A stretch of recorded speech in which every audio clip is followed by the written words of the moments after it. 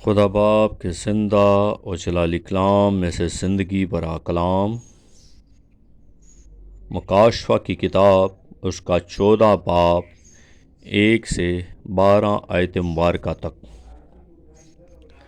پھر میں نے نگاہ کی تو کیا دیکھتا ہوں کہ وہ برا سیون کے پہاڑ پر کھڑا ہے، اور اس کے ساتھ 1,44,000 شخص ہیں جن کے ماتھے پر اس کا اور اس کے باپ کا نام لکھا ہوا ہے۔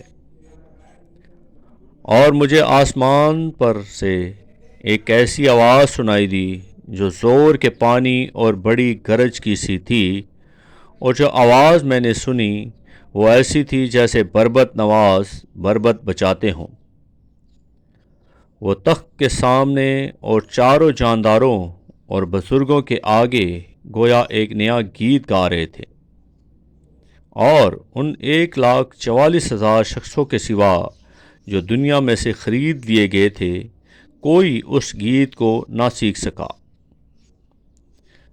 یہ وہ ہیں جو عورتوں کے ساتھ آلودہ نہیں ہوئے بلکہ کنوارے ہیں۔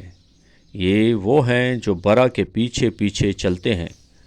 جہاں کہیں وہ جاتا ہے یہ خدا اور برا کے لیے پہلے پھل ہونے کے واسطے آدمیوں میں سے خرید لیے گئے ہیں، اور ان کے منہ سے کبھی جھوٹ نہ نکلا تھا، وہ بے عیب ہیں۔ پھر میں نے ایک اور فرشتہ کو آسمان کے بیچ میں اڑتے ہوئے دیکھا، جس کے پاس زمین کے رہنے والوں کی ہر ایک قوم اور قبیلہ اور اہل زبان اور امت کے سنانے کے لیے ابدی خوشخبری تھی۔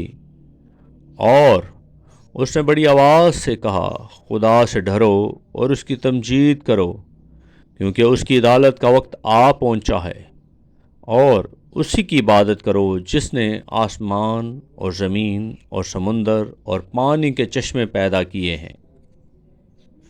پھر اس کے بعد اور دوسرا فرشتہ یہ کہتا ہوا آیا کہ گر پڑا، وہ بڑا شہر بابل گر پڑا، جس نے اپنی حرام کاری کی غضبناک مہ تمام قوموں کو پلائی ہے۔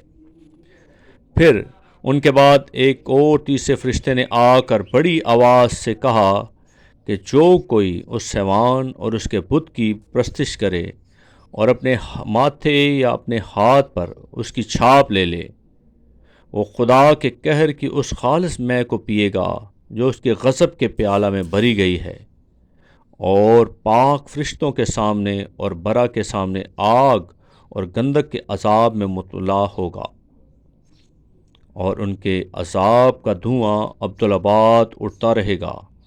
اور جو اس حیوان اور اس کے بت کی پرستش کرتے ہیں اور جو اس کے نام کی چھاپ لیتے ہیں ان کو رات دن چین نہ ملے گا۔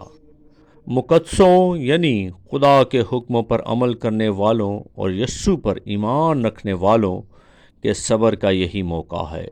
پاکلام کے پڑھے اور سنے جانے پر خدا ان کی برکت ہو، خدا ان کا شکر ہو۔ آمین۔